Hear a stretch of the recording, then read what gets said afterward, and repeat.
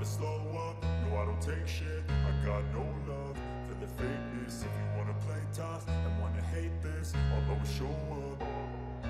I don't ever slow up, no I don't take shit. I got no love for the fakeness. If you wanna play tough and wanna hate this, I'll always show up and make a statement. I don't ever slow up, no I don't take shit. I got no love for the fakeness. If you wanna play tough and wanna hate this, I'll always show up and make a statement. Everything.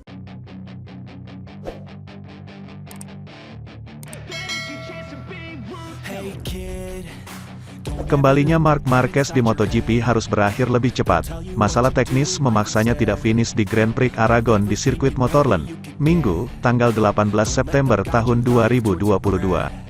Start dari grid ke-13 pada lomba GP Aragon buat Marc Marquez harus sedikit agresif pada awal balapan kelas MotoGP yang berdurasi 23 lap tersebut. Namun, agresivitas The Baby Alien harus dibayar mahal karena ia akhirnya terpaksa mundur pada akhir lap 1. Insiden pertama melibatkan juara dunia MotoGP 6 kali itu dengan Fabio Quartararo, Monster Energy Yamaha MotoGP, saat keluar tikungan 3.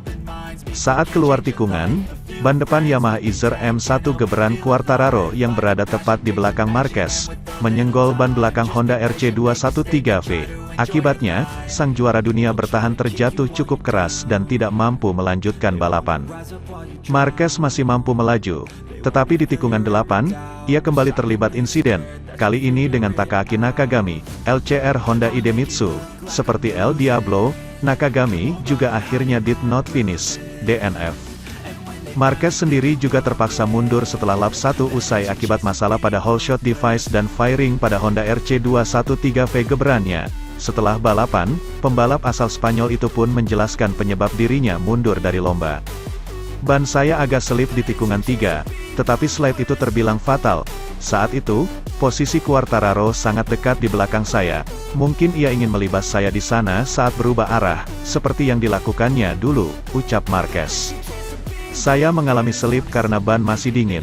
Selain itu, Enea, Bastianini, Gresini Racing, dan Alex Espargaro, Aprilia Racing, sedikit di luar line ideal. Di depan saya tidak mau menyerang mereka tetapi racing line saya lebih baik. Saya melihat itu sebagai race insiden dan fakta bila Quartararo sangat dekat di belakang saya. Jelas tidak membantu. Itulah penyebab terjadinya kontak dengan saya dengannya. Normal saja pembalap tak mau gap besar, karena itu Anda tak bisa menyalahkannya. Insiden dengan Quartararo itu ternyata berbuntut panjang bagi Marquez. Saat keluar dari tikungan 5, ia merasa ada yang aneh dengan motor. Ia lalu membuka gas lagi saat masuk tikungan 6 dan merasa baik-baik saja. Setelah itu, Nakagami melewati saya dari sisi dalam tikungan 7. Ia lalu agak melebar dan mengaktifkan rear right height device. Pada saat yang sama, saya agak sedikit di depannya. Sementara itu, pil pahit ditelan Fabio Quartararo, sang juara dunia bertahan pulang membawa 0 poin usai alami insiden kecelakaan di MotoGP Aragon.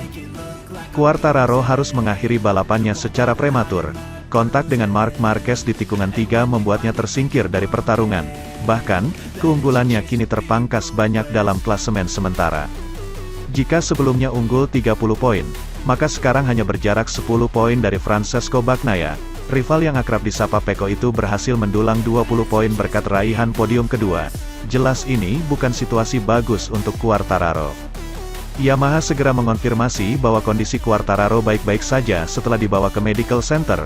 Walau terhindar dari cedera serius, tampak luka bakar di dadanya lantaran meluncur kencang di permukaan lintasan.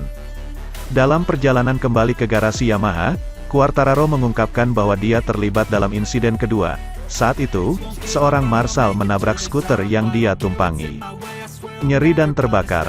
Tapi disayangkan karena ini pertama kalinya saya merasa baik di Aragon selama bertahun-tahun terakhir. Saya crash di tikungan ketiga bukanlah hal terbaik, tuturnya.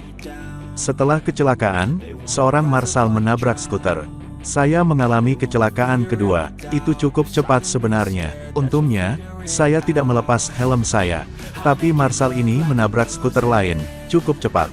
Beruntung, saya tidak apa-apa karena kecelakaan itu. Namun, semua yang saya alami, dari segi cedera, adalah dari kecelakaan pertama. Saya kira marshal juga sedikit sakit.